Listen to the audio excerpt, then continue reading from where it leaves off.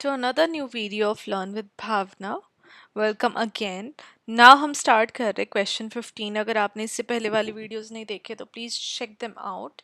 अभी मैं ये सारे क्वेश्चंस मॉडिफाई मैंने थोड़े से कर दिए हैं। अगर और जो आपने इंपॉर्टेंट वीडियोस देख ली हैं फॉर दिसंबर 2024 एग्ज़ाम, उसके अलावा भी आप प्रीवियसली मैंने और भी वीडियोस डाली हुई हैं, आप वो भी चेकआउट कर सकते हैं। बस ये है कि आपकी और अंडरस्टैंडिंग बन जाएगी। अगर कुछ आउट ऑफ द बॉक्स अगर इग्नोर दे रहा है आपकी बारी ऐसे क्वेश्चंस, तो आप कोई भी क्वेश्चन मिस ना करो, राइट। ये चीज़ ना रहेगी कि ma'am we were not able to attempt that question. तो ये चीज़ ना रहे, आप सारे क्वेश्चन अटेम्प्ट कर पाओ, बेटर परफॉर्म कर पाओ, तो सारी वीडियोस चेकआउट कर लेना।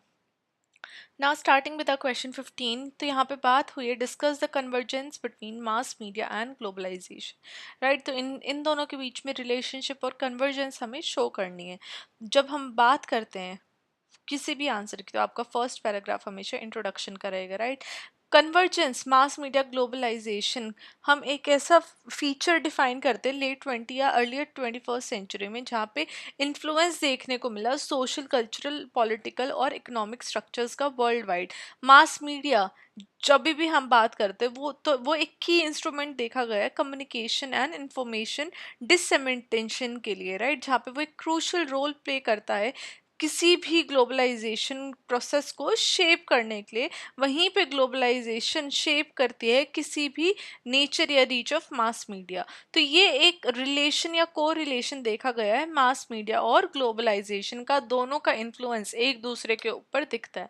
जब भी हम बात करते हैं किसी भी रिलेशनशिप को जो कि फैसिलिटेट कर रहा है emergence of a global culture, तो हम बात कर रहे हैं ऐसे रेजिंग क्वेश्चन की about power dynamics, cultural homogenization and the persistence of local identities. तो ये सब कुछ यहाँ पे देखा जाता है with the coming of a global culture.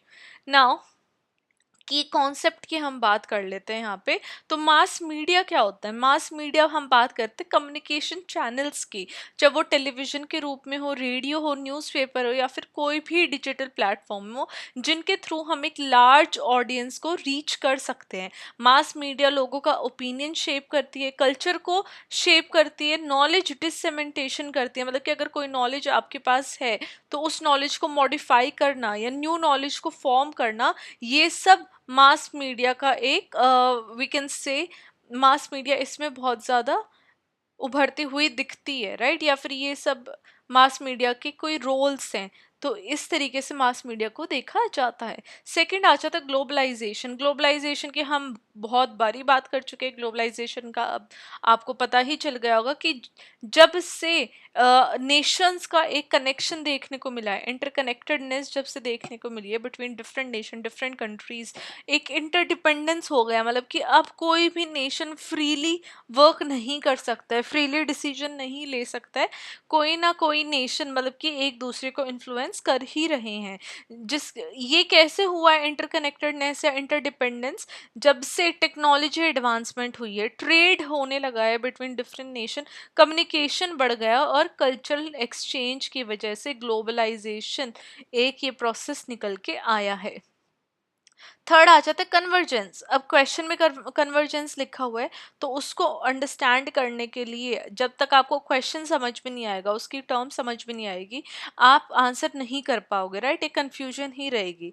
तो यहाँ पे आपने पहले तीनों टर्म्स एग्जामिनर को एक्सप्लेन करनी है, देन आपको खुद को भी अंडरस्टैंडिंग डेवलप करनी है, तब आपको अपना आंसर करना है। जब हम बात करते हैं कन्वर्जेंस की, तो हम बात करते हैं ब्लेंडिंग और integration of different media platform and technology, जहाँ पे जो कंटेंट है वो डिस्ट्रीब्यूट हो रहा है globally, all over the world content distribute हो रहा है, और across the world, across different devices and formats वो लोगों को मिल भी रहा है, उसकी एक्सेस भी है, राइट। आज अगर मैं ये वीडियो आपके पास जा रही है, अगर आप इंडिया में बैठे हैं, इंडिया में डिफरेंट स्टेट में बैठे हुए हैं, तो वो आपके पास भी जा रहा है। और अगर कोई बच्चा इंडिया में नहीं है, उसको कोई टॉपिक समझना है, उसके पास भी एक कंटेंट जा रहा है। तो एक कन्वर्जेंस देखने को मिल रहा है, जहाँ पे मीडिया और टेक्नोलॉजी प्लेटफॉर्म अपने आप में एक कनेक्शन बन गए, राइट। मीडिया क्या है? जो हमने मास मीडिया बात की वो क्या है, कोई भी ऐसी कम्युनिकेशन लार्ज ऑडियंस तक जानी मीडिया हो जाता है। और ग्लोबलाइजेशन क्या है, एक इंटरकनेक्टेडनेस हो जानी टेक्नोलॉजी, ट्रेड, कम्युनिकेशन और कल्चरल एक्सचेंज के तौर पे, राइट। ऑन कन्वर्जेंस क्या है, इन दोनों का मिक्सचर कन्वर्जेंस हम बोल देते हैं। कन्वर्ट मतलब कि कन्वर्जेंस मतलब कि किसी का ब्लेंड हो जाना, मिक्स हो जाना, राइट। नाउ मास मीडिया कैसे ड्राइव कर रहे हैं ग्लोबलाइजेशन को, पहले तो ये फैसिलिटेट कर रही है ग्लोबल कम्युनिकेशन। अब मास मीडिया की वजह से क्या है, ग्लोबली कम्युनिकेशन फैसिलिटेट हो रही है, कम्युनिकेशन इंक्रीज हो रही है। तो मास मीडिया ने जितनी भी जोग्राफिकल बाउंड्रीज हैं उन सबको तोड़ दिया है, जहाँ पे इंफॉर्मेशन और आइडियाज वर्ल्ड वाइड आज पास हो रहे हैं। वर्ल्ड वाइड आप किसी से कोई भी बात किसी भी टाइम कर सकते हैं, राइट। तो ग्लोबलाइजेशन और मास मीडिया का ये कन्वर्जेंस देखने को मिला है कि जो कम्युनिकेशन है वो ग्लोबली फैसिलिटेट हो गया है।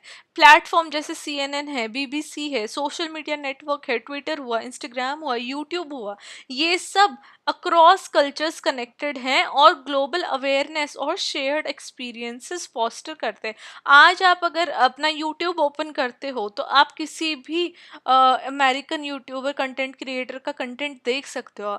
इंस्टाग्राम पे आप किसी का भी कंटेंट देख सकते हो, डजन मैटर कि आप इंडिया में हो और वो पर्सन कहीं बाहर है, राइट।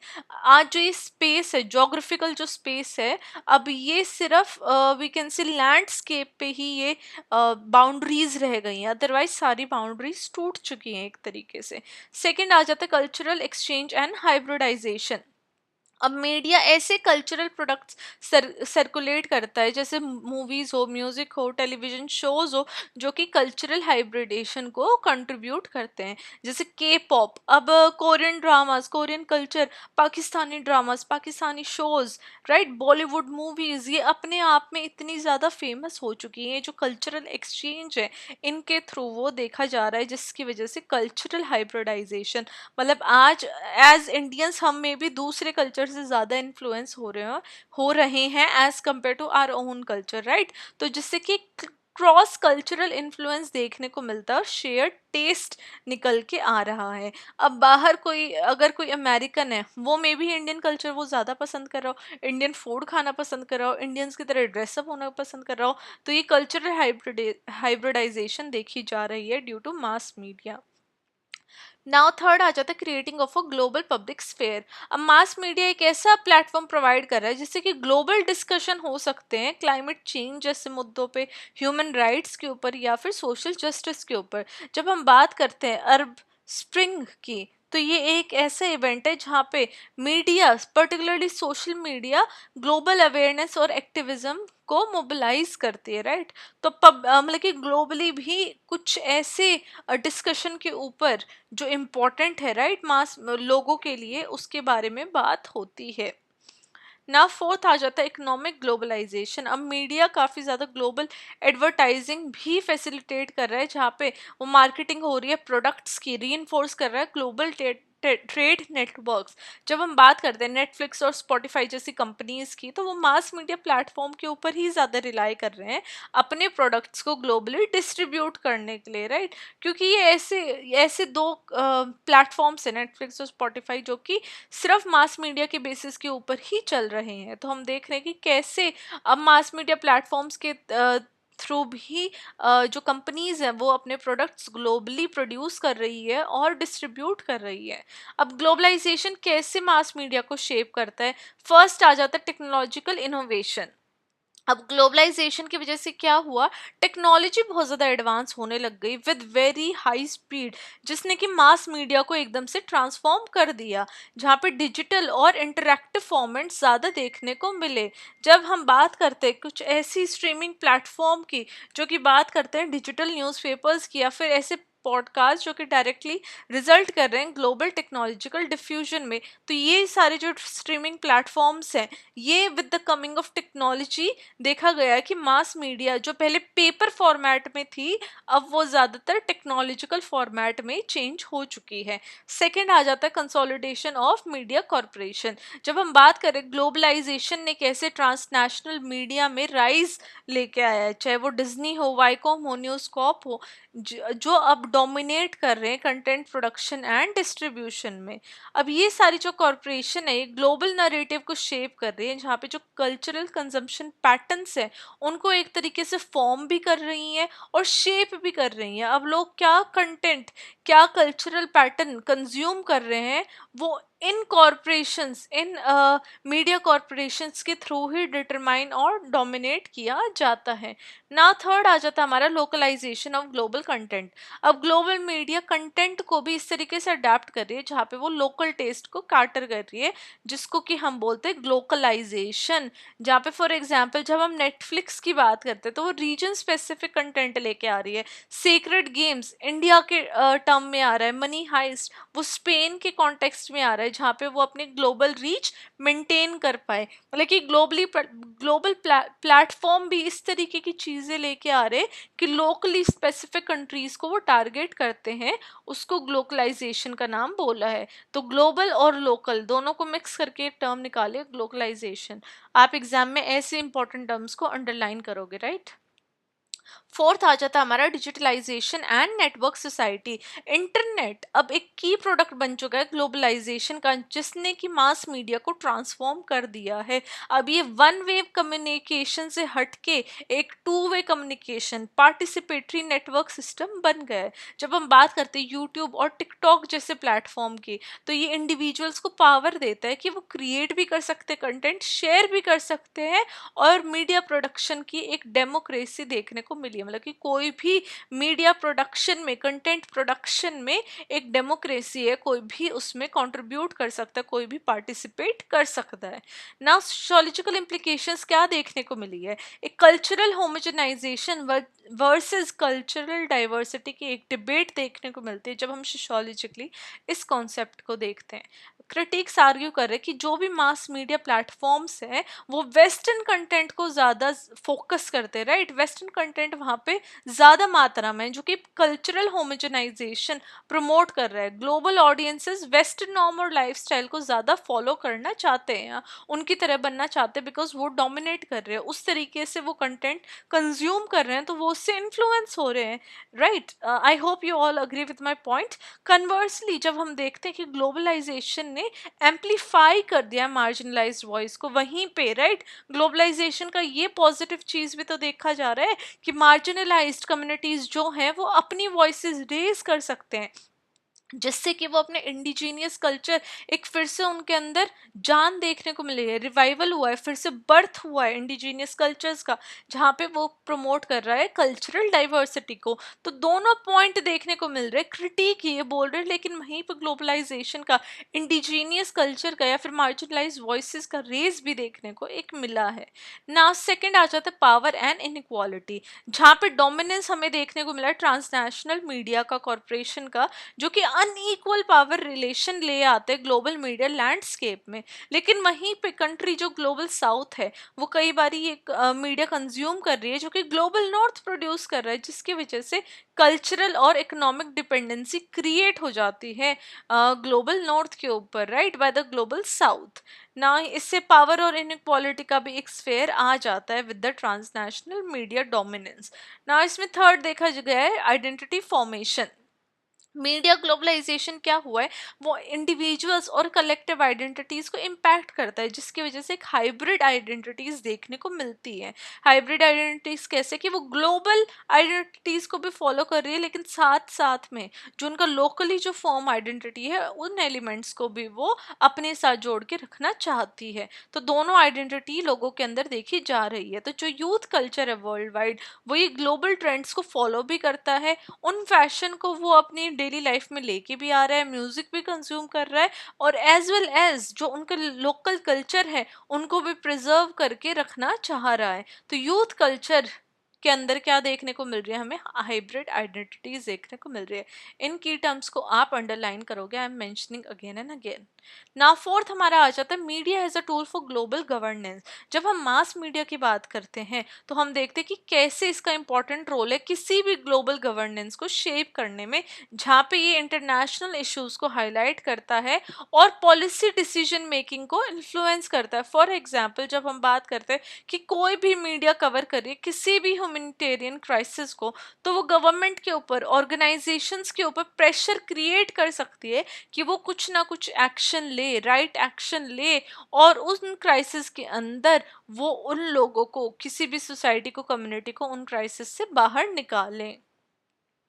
नाउ क्रिटिक्स देख लेते हैं मीडिया ग्लोबलाइजेशन कन्वर्जेंस के। तो फर्स्ट क्या है, डिजिटल डिवाइड। मैंने इसके ऊपर एक प्रॉपर से आंसर लिखा हुआ है, अगर आपने वो नहीं देखे मेरी वीडियो आप सर्च कर सकते हैं, अदरवाइज मैं उसको पिंग भी कर दूंगी, इफ़ यू वांट, या कमेंट कर देना, मैं आपके साथ डायरेक्ट लिंक शेयर कर दूंगी, राइट। जब हम डिजिटल डिवाइड की बात करते हैं तो हर किसी के पास इक्वल एक्सेस नहीं है, ना ही डिवाइसेस का, ना ही इंटरनेट का, जिसकी वजह से एक डिजिटल डिवाइड क्रिएट हो जाता है between developed and developing nations, या फिर between marginalize communities and elite communities, right. तो मार्जिनलाइज कम्युनिटीज क्या है, कभी कभार वो पार्टिसिपेट नहीं कर सकते इन ग्लोबल मीडिया लैंडस्केप्स में, बिकॉज उनके पास रिसोर्सेज नहीं है, उनके पास डिवाइसेस नहीं है, इंटरनेट नहीं है। अगर डिवाइसेस है, इंटरनेट है, तो वो मे बी इस वैसे एरियाज में रहते हैं जहाँ पे प्रॉपर इंटरनेट इंफ्रास्ट्रक्चर नहीं है, तो उनके पास कनेक्शन नहीं है। तो ये जो डिजिटल डिवाइड है, ये बहुत ज़्यादा अनइक्वल अपॉर्चुनिटीज क्रिएट कर देता है in terms of technology, in terms of media. Second आ जाता है हमारा कल्चरल इम्पेरियलिज्म। अब ग्लोबल मीडिया कई बार वेस्टर्न कल्चरल प्रमोट करता है, जिससे कि जो मार्जिनलाइज या फिर नॉन वेस्टर्न पर्सपेक्टिव ट्रेडिशन है वो कहीं ना कहीं पीछे हट जाते हैं।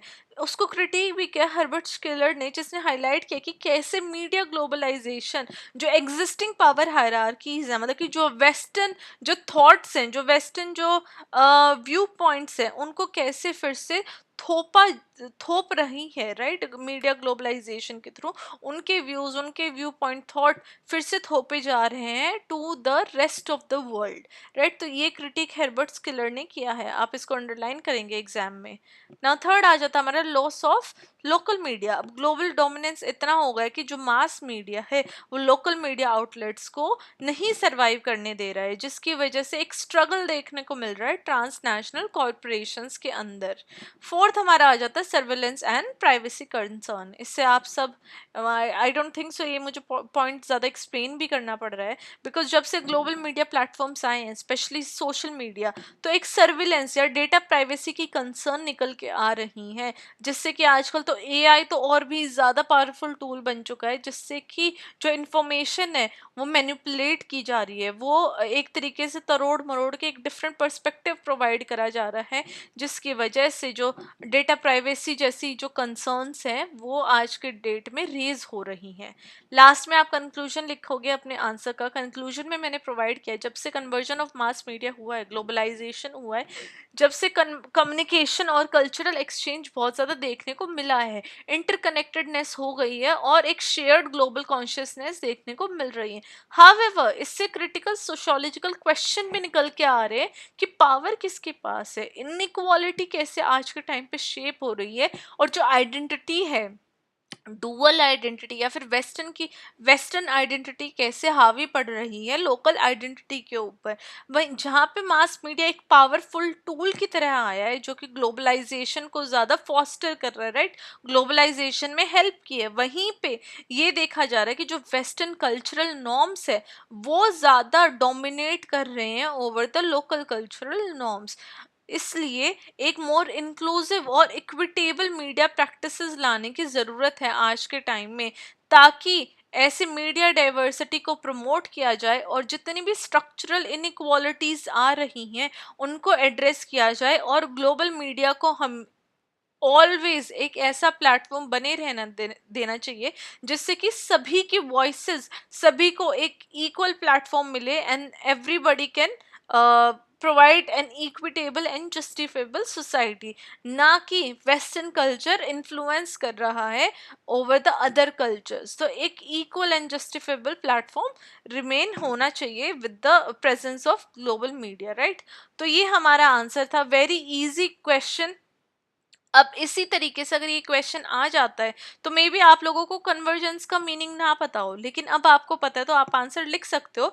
लेकिन वहीं पे मास मीडिया एंड ग्लोबलाइजेशन की मैंने बहुत बारी बात की है, तो मैं वही बोल रही हूँ कि कई बारी क्वेश्चन में लैंग्वेज मॉडिफाई हो जाती है, लैंग्वेज चेंज करके इग्नू प्रोवाइड कर देता है, बट आपको स्मार्टली, क्योंकि देखो आपको क्वेश्चन पेपर हिंदी में भी मिलता है, इंग्लिश में भी मिलता है, तो आप उसका जो लैंग्वेज है वो आप देख सकते हैं, वहाँ से आप आइडिया ले सकते हैं और इस तरीके से आप स्मार्टली अपने हर एक क्वेश्चन को अटेम्प्ट कर सकते हैं।